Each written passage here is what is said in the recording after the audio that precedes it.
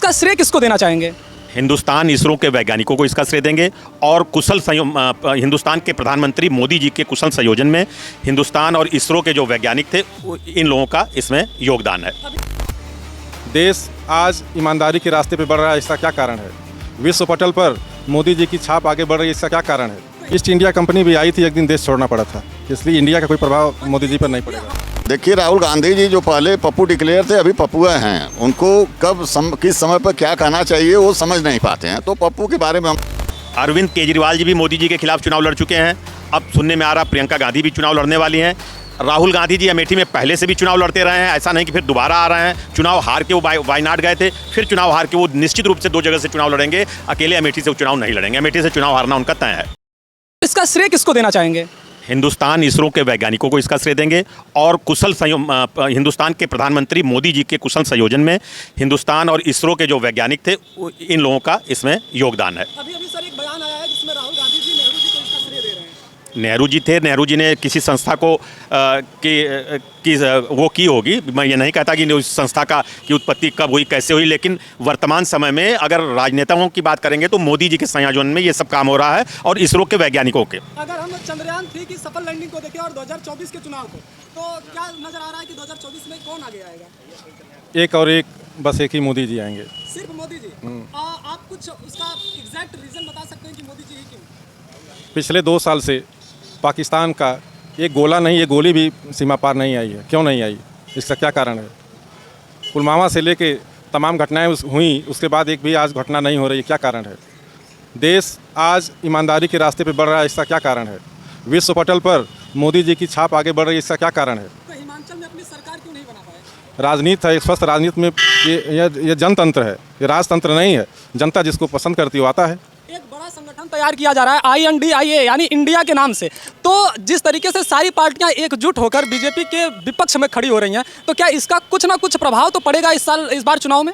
East India company भी आई थी, एक दिन देश छोड़ना पड़ा था, इसलिए इंडिया का कोई प्रभाव मोदी जी पर नहीं पड़ेगा। बीजेपी के सामने हिंदुस्तान की कोई ऐसी पार्टी, कोई ऐसा ये जो गठजोड़ हुआ है इंडिया का, वो कहीं दूर दूर तक नजर नहीं आएगा। राहुल गांधी जी का कहना है कि बीजेपी के लोग हमसे डरे हुए हैं, इसलिए उन्होंने हमारी सदस्यता को खत्म करवा दिया। देखिए, राहुल गांधी जी जो पहले पप्पू डिक्लेयर थे, अभी पप्पुआ हैं। उनको कब किस समय पर क्या कहना चाहिए वो समझ नहीं पाते हैं, तो पप्पू के बारे में हम लोग बहुत कुछ नहीं कहना चाहेंगे। अभी अमेठी से चुनाव राहुल गांधी जी खुद लड़ेंगे और प्रियंका जी लड़ रही है चुनाव बनारस से, जो कि बड़ा चेहरा के रूप में भी देखा जा रहा है, तो क्या देखिए, सामना मोदी जी के साथ है? सामना ठीक है, लोकतंत्र में लड़ना है, मोदी जी को निर्विरोध तो होना नहीं है, लेकिन यह जो 2024 का चुनाव होने जा रहा है उसमें यह आपकी 400 के पार रहेगी एनडीए, और इन लोगों का कहीं पता नहीं चलेगा। लड़ने के लिए तो लड़ना ही है, लोकतंत्र है।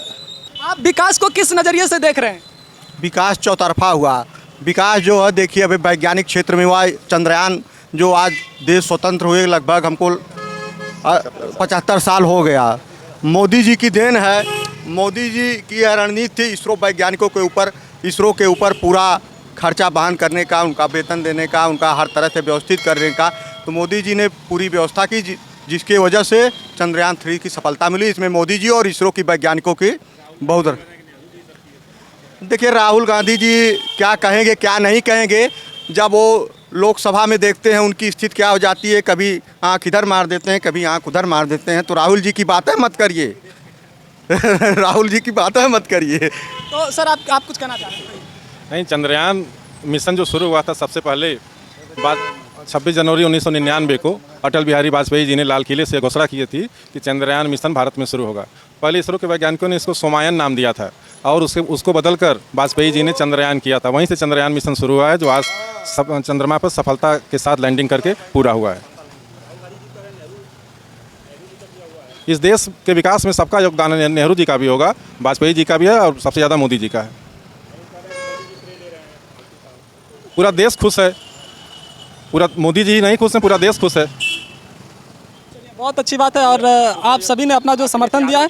और जैसे कि अखिलेश यादव जी एक उनका एक बड़ा स्तर देखा जाता है अपने क्षेत्र में, तो आपकी क्या राय है उनके विषय में? क्या राय है? आइए सर से बात करते हैं। सर, आपकी क्या राय है?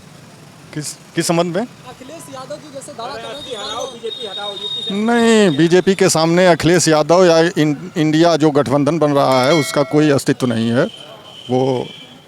वो तो अभी से ही बिखरना शुरू हो गया है। सारी पार्टियां एकजुट होकर सिर्फ एक मोदी जी के खिलाफ खड़ी हो गई हैं।